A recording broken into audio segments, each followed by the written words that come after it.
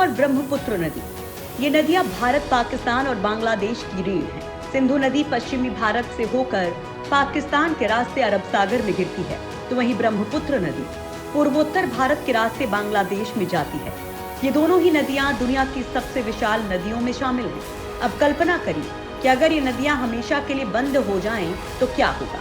क्या हो अगर इसका पानी इन 3 देशों में ना बहकर केवल चीन में ही बहने लगे। वैसे ये कल्पना नहीं है, हकीकत के धरातल पर उतरने वाली वो सच्चाई है जो आने वाले वक्त में इन तीनों देशों के करोड़ों लोगों के सामने विकराल स्थिति पैदा करने वाली है। क्योंकि ये दोनों ही बड़ी नदियां तिब्बत से शुरू होती हैं और चीन पिछले कई साल से इन नदियों की दिशा को बदलने में लगा हुआ है। पानी को हथियार बनाने में जुटा ड्रैगन। कोरोना वायरस का जन्मदाता चीन इस वक्त अपने कारनामों के चलते पूरी दुनिया के लिए किसी महासंकट से कम नहीं है। एक और जहां चीन युद्ध में पूरी दुनिया से उलझ रहा है, लद्दाख और अरुणाचल प्रदेश पर गिद्ध नजरों से, साथ ही पूरे साउथ चाइना सी पर चीन की नजरें हैं, तो दूसरी ओर उसने अपने नदियों वाले प्रोजेक्ट के लिए भारत, बांग्लादेश और पाकिस्तान की जनता को हमेशा के लिए संकट में डाल दिया। चीन अब अपने शिनजियांग प्रांत को अमेरिका के कैलिफोर्निया के तर्ज पर विकसित करने में लगा है। लेकिन एक्सपर्ट्स कह रहे हैं कि ड्रैगन किस चाल से भारत, पाकिस्तान और बांग्लादेश में करोड़ों लोगों के जीवन पर संकट आ जाएगा, क्योंकि चीन 2 विशाल नदियों की धारा को बदलने में लगा हुआ है जो करोड़ों लोगों के जीवन का आधार है। चीन ब्रह्मपुत्र नदी को यारलुंग जांगबो कहता है, जो भूटान और भारत के अरुणाचल प्रदेश से होकर बहती है। ब्रह्मपुत्र और सिंधु दोनों ही चीन के शिनजियांग इलाके से निकलती है। सिंधु नदी लद्दाख के रास्ते पाकिस्तान में जाती है, यानी अब चीन पानी को हथियार के रूप में इस्तेमाल करने में लगा हुआ है। लेकिन क्या चीन की इस नापाक चाल को खात्मा किया जा सकता है? और अगर किया जा सकता है तो वो क्या है, ये जानने की कोशिश करते हैं। लेकिन उससे पहले जानते हैं कि चीन क्यों बना रहा है दुनिया की सबसे बड़ी सुरंग। चीन अपने प्रोजेक्ट के जरिए ब्रह्मपुत्र नदी के पानी को 1000 किलोमीटर लंबी सुरंग बनाकर तिब्बत की पठार से ले जाते हुए तकलमकान तक ले जाने में लगा है। तकलमकान दक्षिण पश्चिम शिनजियांग का रेगिस्तानी इलाका है। ब्रह्मपुत्र नदी को तिब्बत से निकालकर शिनजियांग ले जाने का सबसे पहले सुझाव किंग राजवंश ने 19वीं सदी में दिया था। लेकिन इस पर आने वाला खर्च, इंजीनियरिंग से जुड़ी चुनौतियां और नदियों का अंतर्राष्ट्रीय स्वरूप देखते हुए इसे लागू नहीं किया गया था। अब जिनपिंग के इशारे पर इस परियोजना को फिर से शुरू किया गया है। इसका ट्रायल वर्तमान समय में यूनान प्रांत में चल रहा है। यूनान में सुरंगों का निर्माण किया जा रहा है। माना जा रहा है किसी तकनीक का इस्तेमाल बाद में शिनजियांग में किया जाएगा। बताया जा रहा है कि 600 किलोमीटर लंबी यूनान सुरंग का निर्माण अगस्त 2017 में शुरू हुआ था। इस परियोजना पर 11.7 अरब डॉलर का खर्च आ रहा है।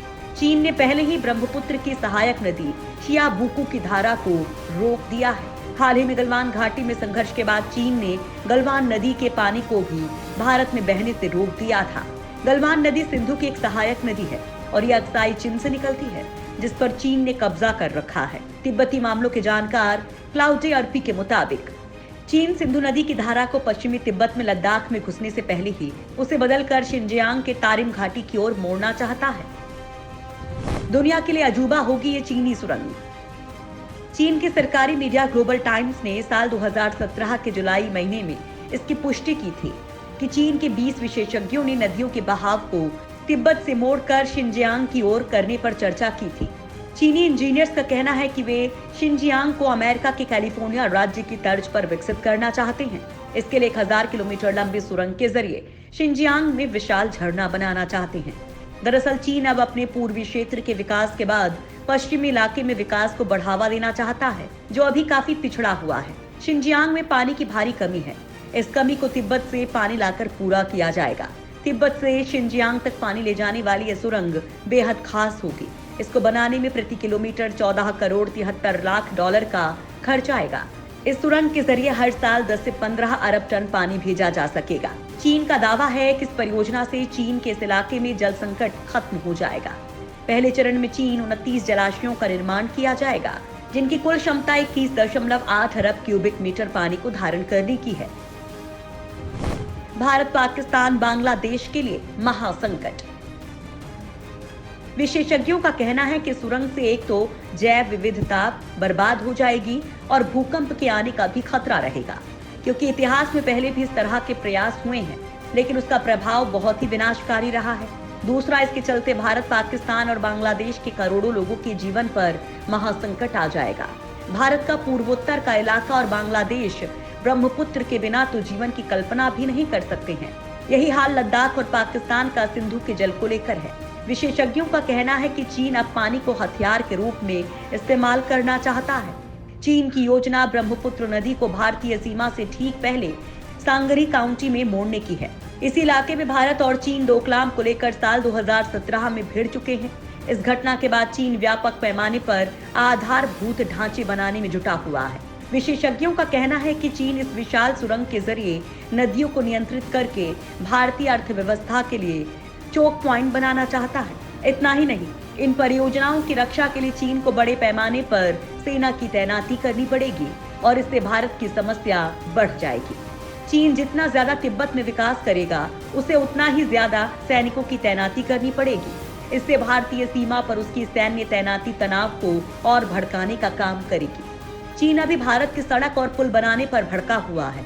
सिंधु नदी पाक अधिकृत गिलगित बाल्टिस्तान के रास्ते पाकिस्तान की गेहूं पैदा करने वाले राज्य पंजाब से होते हुए जाती है।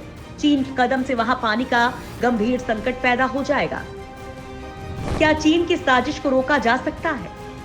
एक्सपर्ट्स का कहना है कि ड्रैगन की इस चाल को नाकाम करने के लिए भारत को अंतर्राष्ट्रीय बहुपक्षीय फ्रेमवर्क बनाना चाहिए। यानी चीनी संकट से निपटने के लिए भारत को अमेरिका, जापान और ऑस्ट्रेलिया का साथ लेना चाहिए। लोकल स्तर पर बांग्लादेश और पाकिस्तान पहले से ही चीन की ओर झुकाव में है, लिहाजा ज्यादा उम्मीद नहीं है।